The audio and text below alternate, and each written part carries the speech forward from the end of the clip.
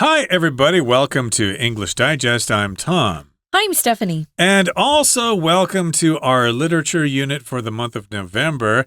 Our work of literature that we're talking about today is entitled The Woman in Cabin 10.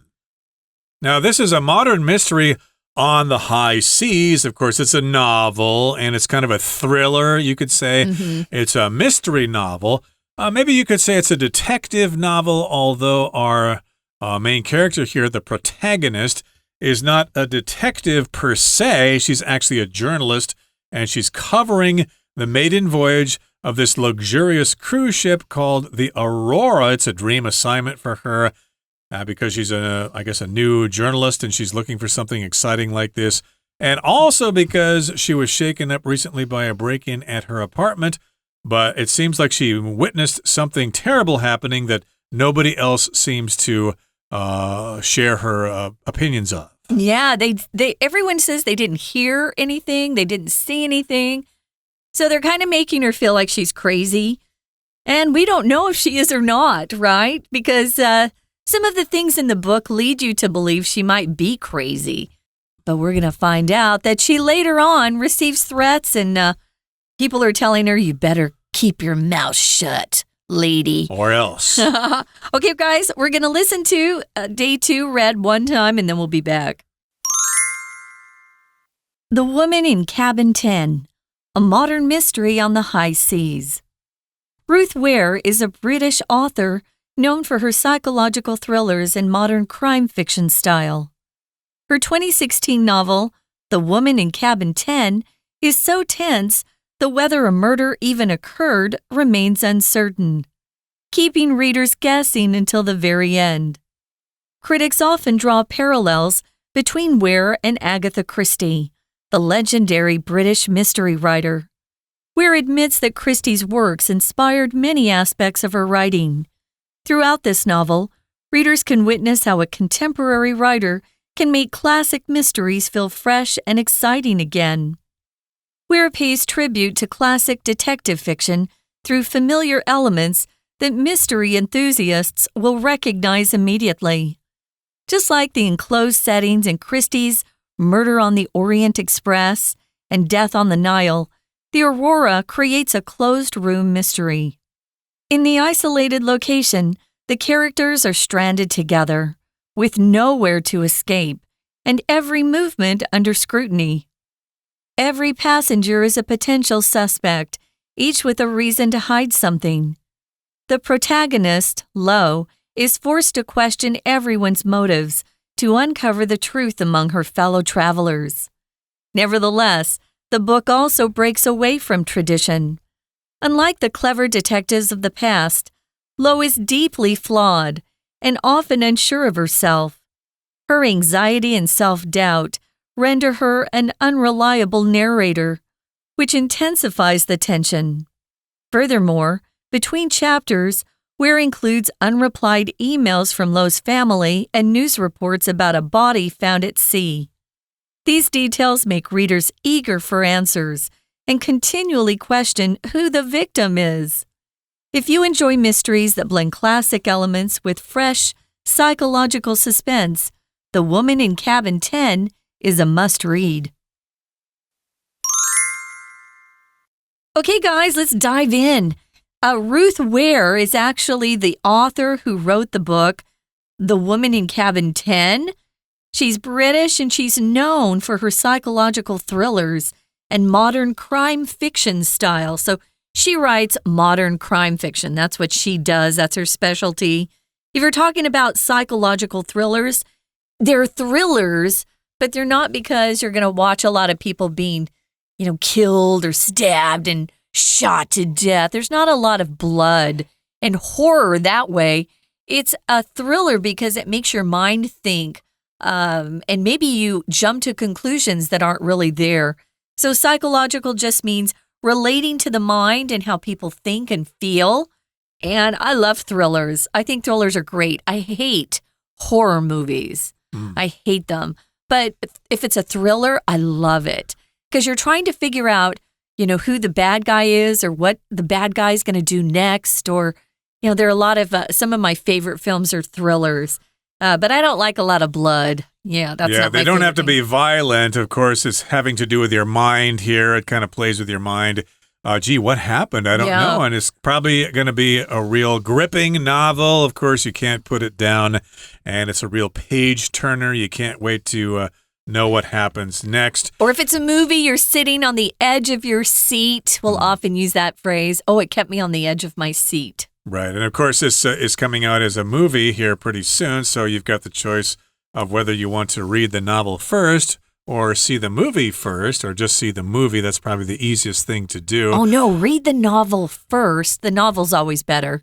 And then see the film and see if it matches up to what you imagined in your mind. Not always. Sometimes the movie is actually better than the book, but most of the time people Hardly say, ever. The book was better than the movie, but it's not really a fair comparison. But we'll talk about that some other time. Her 2016 novel, The Woman in Cabin 10, is so tense that whether a murder even occurred remains uncertain, keeping readers guessing until the very end. Now, if something's tense, it keeps you on the edge of your seat. You just don't know what is happening. To be tense means to be kind of nervous, and you just don't know what's going to happen. Your heart is beating faster or whatever. So she's writing in a way that makes people feel tense because you really don't know whether a murder happened or not. It remains uncertain. And of course, you keep on guessing until the very end. So you really won't know what happens until you get to the last chapter. The worst thing ever, though, is to be watching a movie or reading a novel and you guess the end. I hate that. I love it when the ending really shocks me. I'm not very good and patient about waiting until the very end of the book. Sometimes I'll turn to the end because I can't stand the suspense. And again, that tension is that feeling of being in suspense, or maybe you're really worried. We use tense in another way, too. If you're having an argument with a coworker, for example, the atmosphere in the room can be kind of tense. It's not comfortable. You know, your heart's beating a little faster. But here, you really are full of suspense, and you have no idea what's going to happen. That's kind of a fun feeling as well. So the critics, these are book critics we're talking about, they often draw parallels between Ruth Ware and Agatha Christie. Agatha Christie is a very famous, legendary British mystery writer. Now, when you draw parallels, you're just showing similarities between two things or two people. They're comparing them, they're relating them to each other. What is it that they have in common? How are they not similar? You could also look at it that way as well. Ware admits that Christie's works, her books that she's written, and of course they've been made into many films, they inspired many aspects of her own writing. So she is familiar with Agatha Christie's novels herself and her books, and she probably didn't, copy some of those aspects, but she copied some of the elements. She admired them and thought, "Ooh, that works really well. I'm going to try that in my own writing." Right. And of course, if you want to be a writer, you have to do a lot of reading to make sure you don't write something that somebody else already wrote. And I did want to say that when she's writing this novel and she's aware, she will be aware that readers may be guessing what happens in the end. So you kind of have to figure out a way to surprise them or whatever. Yeah. So hopefully that's what she's going to do with this particular novel, or at least what she did. And she admits that, I suppose I did get my inspiration from Agatha Christie. Sure. And throughout this novel, readers can witness how a contemporary writer can make classic mysteries feel fresh and exciting again. So yes, indeed, if you're reading this novel, you might be thinking, hey, this sort of reminds me of Agatha Christie's work. But of course, this novel is set in modern times. So of course, Agatha Christie lived a long time ago. So of course, they're going to be different according to the times. But still, it might inspire you to go back and read some of Agatha Christie's works yourself and find out why they were so great. Yeah, her books are amazing. And some of the films that they made into were really good as well. I think the biggest difference between Agatha Christie for me right now and Ruth Ware is that Agatha Christie always had a detective. who was smarter than anybody else. She had a really famous character named Hercule Poirot. He had a French name. He always had a French accent, too. Usually a big mustache. But, the novel we're talking about here, The Woman in Cabin 10, didn't have a detective, as Tom kind of mentioned in our last program. It's just a travel journalist who happened to witness something that everyone else denies having ever taken place. So it's kind of strange that way. But Agatha Christie, as Tom said, is a very famous British writer, but she lived long, long, long ago. And so it's kind of fun to see what people are doing these days with a classic mystery novel. Okay, so she's been influenced by Agatha Christie and perhaps other mystery writers or detective writers as well. So Ware pays tribute to classic detective fiction through familiar elements that mystery enthusiasts will recognize immediately. Okay, so if you pay tribute to someone, you recognize their accomplishments or what they've done before. But in this particular case, if you're a writer, you can't be too obvious. It kind of has to be subtle. And so she pays tribute to classic detective fiction, like those books of, by Agatha Christie and maybe, the Sherlock Holmes books or whatever.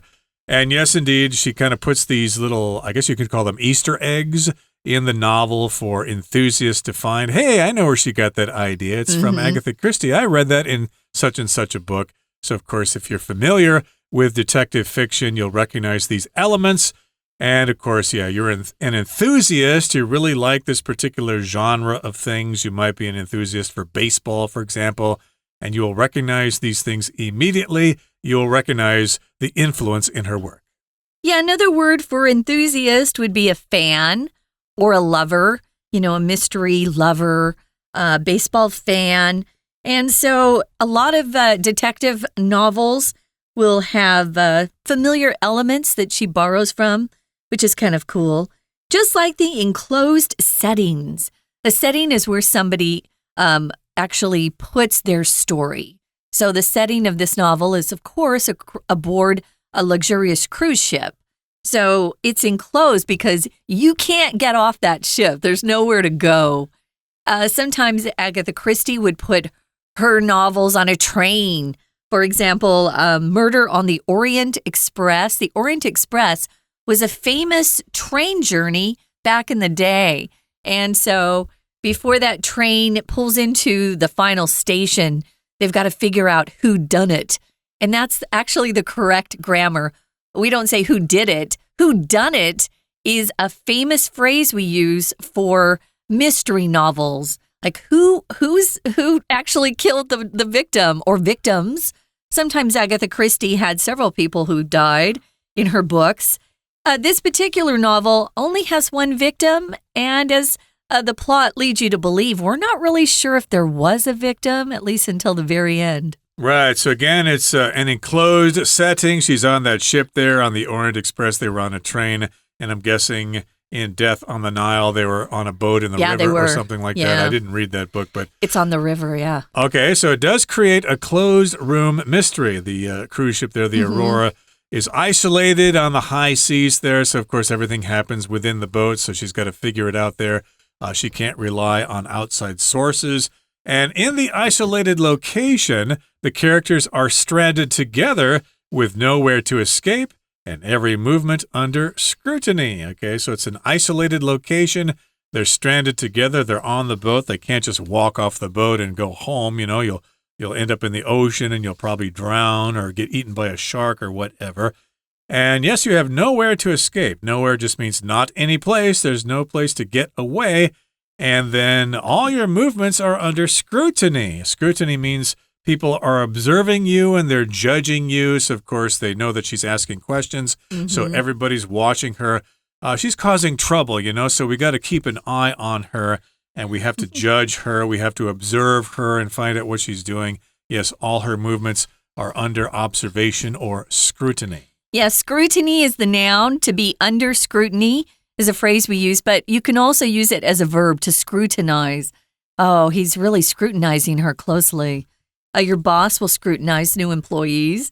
to see if they pass that first 3 to 6 months, right?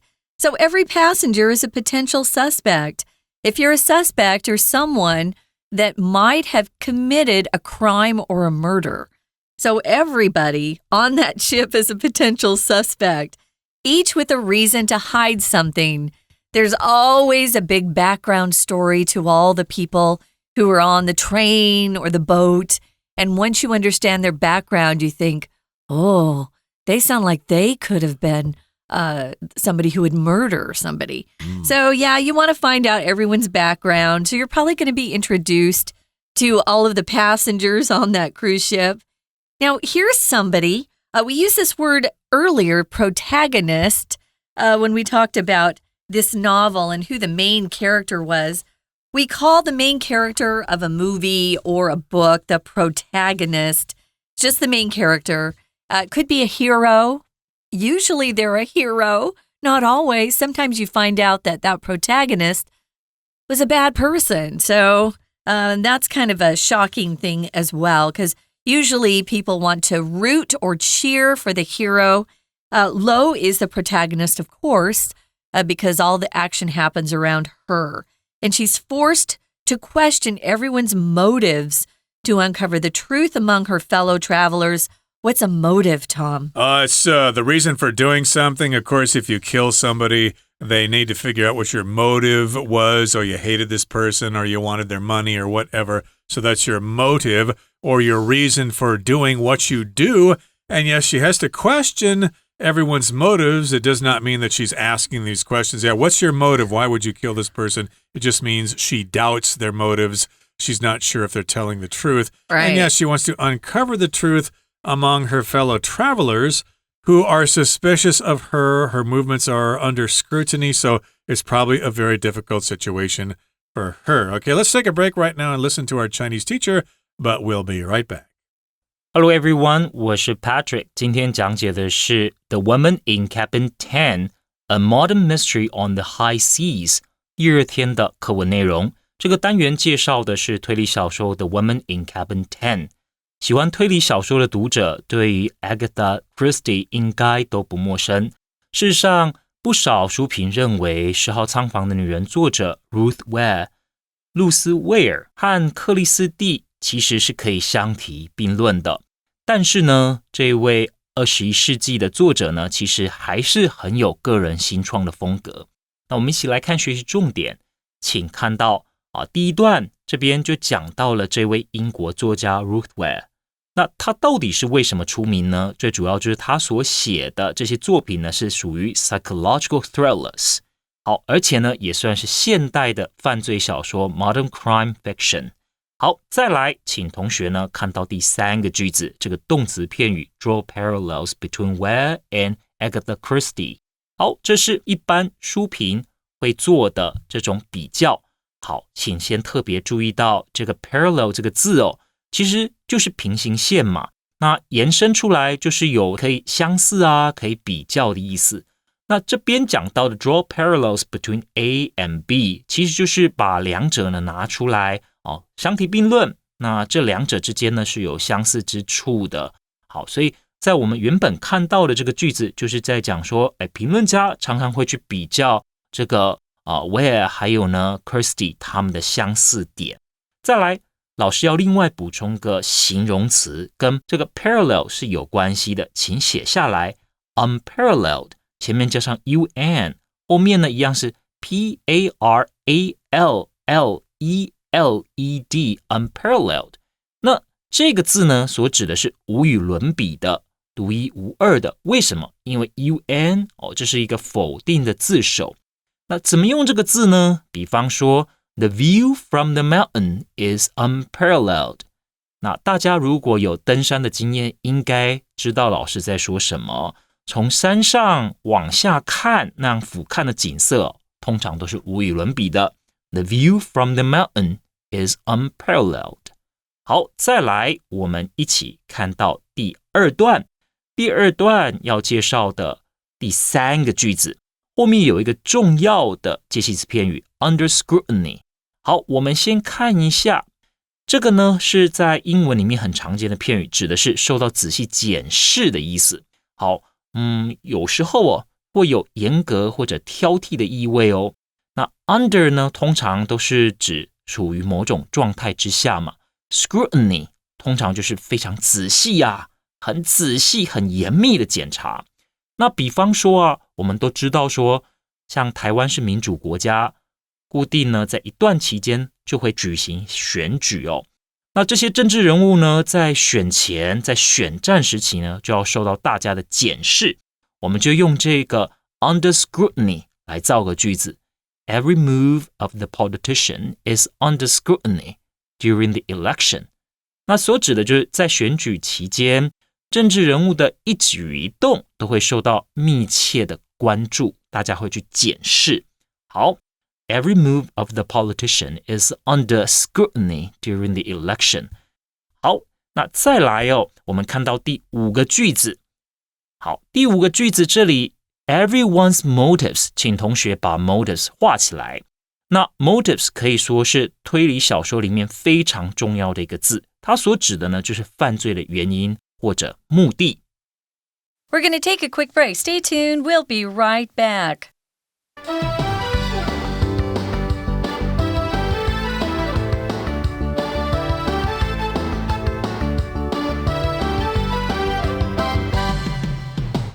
Welcome back, guys. It's day 2 of our literature unit. And today we're focusing more on the author herself and perhaps some of her techniques in writing, as a mystery author, and also what the book is trying to communicate. As Tom said, we're not going to tell you the ending because that would be spoiling the ending. We call those spoilers. Don't ever tell someone the ending of a film or a book, because they will be mad at you. Don't do that. We like to be surprised when we go and read something or see something at the theater. Yeah, I was so mad at the neighbor boys for telling me the end of Planet of the Apes. But, of course, that happened many, many years ago. I'm sure a lot of you don't know that movie at all. But, again, she's forced to question everyone's motives to find out the truth among her fellow travelers. And nevertheless, here it says, the book also breaks away from tradition. Okay, so we've got another twist to the novel here, something you might not expect. Unlike the clever detectives of the past, Lo is deeply flawed and often unsure of herself. So you mentioned Hercule Poirot. Of course, Agatha Christie had Miss Marple as well. True. They were perfect detectives. They were not flawed at all. They were really, really smart, just like Sherlock Holmes. So not like them or unlike them, she's kind of flawed. Okay, remember, she's a journalist, so she really doesn't have a lot of experience in detective work, and she's often not really sure of what she's doing. Maybe I did imagine things. Maybe they are right. Maybe they think I'm crazy, and I am crazy. Remember, she had gone through a break-in before she arrived at the cruise ship, so she's already a little anxious. She's hoping that this dream assignment will kind of calm her down and give her confidence back. But instead, what happens? She hears a scream and sees what she thinks is a woman sinking into the cold, icy, deep sea. So, yeah, she's flawed. I think it's more interesting when a movie or a book has a flawed hero. It makes them more interesting. Everyone has flaws. Everyone has faults. We're not perfect. We all do things wrong, or we say the wrong things. She's a flawed character, and she really doesn't have much confidence right now. As Tom said, she's often unsure of herself. Her anxiety and self-doubt render her an unreliable narrator, which intensifies the tension. That's funny. So she's got a lot of anxiety. She's very nervous. She's always worried. Maybe she doesn't sleep well because she can't calm her mind down. That happens sometimes if you have a lot of anxiety. And she doubts herself. She probably starts questioning whether she did hear something or whether she actually did see a pool of blood or a woman's body sinking into the sea. So these things are rendering her an unreliable narrator. Narrator is someone who tells a story. And to render just simply means to cause or make something happen. So it's a pretty, we use this word not so much in our speaking English, right, or 口语, but we use it a lot in writing. How do you render that drawing so well? A lot of artists will render a character with specific traits and things that make them come alive. Yeah, it's also a computer term. I think sometimes when you work on a program and then you have the final version or whatever. Video, yeah. Yeah, you say to render the final version or whatever. It takes some time and takes some effort and concentration. So yes, indeed, her anxiety and her self-doubt result in her being unreliable or being an unreliable narrator. I guess we as readers probably won't trust what she sees there. And that, of course, intensifies the tension. If the detective isn't sure what she's doing, how can we be sure of what's happening? So that makes it more gripping. And furthermore, between chapters, Where includes unreplied emails from Lo's family and news reports about a body found at sea. So sometimes novels do this. They kind of include other things as part of the narrative. Maybe they'll include an illustration or something, but then they put some other information in there. That kind of goes along with a story and gives you a different perspective on things. Yeah, so these details that were added in by the author Ware make readers eager or anxious, very excited for answers. They want to know what really happened. And it makes also the readers continually question who the victim is. Again, we don't know if anyone was really hurt or murdered. But then she starts receiving threats. I think we know at that point that someone actually was murdered. So if you continually do something, it just means it's happening again and again, almost without stopping. Constantly is different than continually. Constantly means there are some moments where it's not happening. It's constantly raining in Taipei City. It's not continually raining. That would mean we never get any breaks of sun and dry weather, but we do. Right, and maybe we might question whether she is the protagonist or not. Maybe she is the person who killed somebody. We just don't know. It might be a psychological thriller. I don't know. I'm just guessing because I don't know the ending myself. She's definitely the protagonist, though, Tom. Okay. The protagonist doesn't mean the person who committed the murder. It's just the lead character. You never know, though. Sometimes they switch things around and you have a surprise ending. But in any case, we're not going to tell you the ending. As I said, I don't know the ending myself. And even if I did know the ending, well, that would be for me to know and you to find out. He's not going to tell you. So if you enjoy mysteries that blend classic elements with fresh psychological suspense, The Woman in Cabin 10 is a must-read. Okay, so you might be a person who likes to read mystery novels.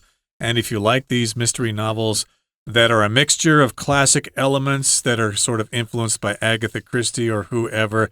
And then we've got fresh new perspectives from a psychological thriller here, some psychological suspense that keeps you on the edge of your seat. You just don't know what's going to happen. Well, if you have these sort of expectations, this book will be a must-read, something you've got to read yourself. Head down to your local bookstore or download it onto your device. I think you can read ebooks on your smartphones these days. Yeah, I read in the news that the film was going to be on Netflix starting October 10th of this year. I'm not sure if I'll have that film over here in Asia, but keep your eyes peeled to see if you can run into that. It would be a fun movie to see because Keira Knightley is the star and she's always good. And maybe you would enjoy the audiobook of this novel because that way you can improve your listening comprehension. Yeah. And resist seeing the movie because movies always simplify things. You can learn a lot more from reading the novel or listening to the audio book. Okay, that brings us to the end of our lesson for today. Here comes our Chinese teacher. 接着我们看到第三段的第一个句子，前面已经讲了，我们知道说这个作者其实虽然是21世纪的新秀，可是呢，和大名鼎鼎的 Christie 比起来毫不逊色。此外从第三段我们就可以看得出来，作者他自己是有独特的风格的。我们看他这一本小说 The book also breaks away from tradition， 请同学把动词片语画起来。Break away from 就是有跳脱、脱离的意思。这边所指的就是有别于以前的这种推理小说的传统。Break away from 是一个很好的动词片语。那刚刚老师已经讲了有脱离、跳脱的意思。老师造另外一个例句哦。She decided to break away from her family's business and start her own company. 那可能呢，有一位女子来自于呢一个家族企业，但呢她有独立创业的精神，所以想要脱离自己的家族企业，自己创业。She decided to break away from her family's business and start her own company. 好，再来我们看到第二个句子。第二个句子有一个重要的形容词，在逗点之后 Lo is deeply flawed. 这个 flawed 是形容词哦，名词呢是 flaw, F-L-A-W 是名词，瑕疵的意思。那以前的这些推理小说里面的这些侦探呢，好像呢是完美无缺的，可是我们看到这个主角他其实是有一些问题的，而且呢不太有自信。再来我们看到第三个句子，第三个句子呢就告诉我们说，这样子的主角会带来什么样的效果呢？因为他很焦虑嘛，自我怀疑嘛，所以读者很容易会觉得说，这名旁白他告诉我们到底能不能相信。我们看到后面逗点之后的关系子句属于非限定修饰，这带来什么效果呢？会让我们更觉得情节很紧张。好，以上就是我们针对这一篇内容所做的中文讲解。See you next time. Okay, we're at the end of our lesson for today. It's been a great time talking to you about our featured novel for this month, The Woman in Cabin 10. We highly encourage you to read it or maybe go see the movie. From all of us here at English Digest, I'm Tom. I'm Stephanie. Goodbye. Bye.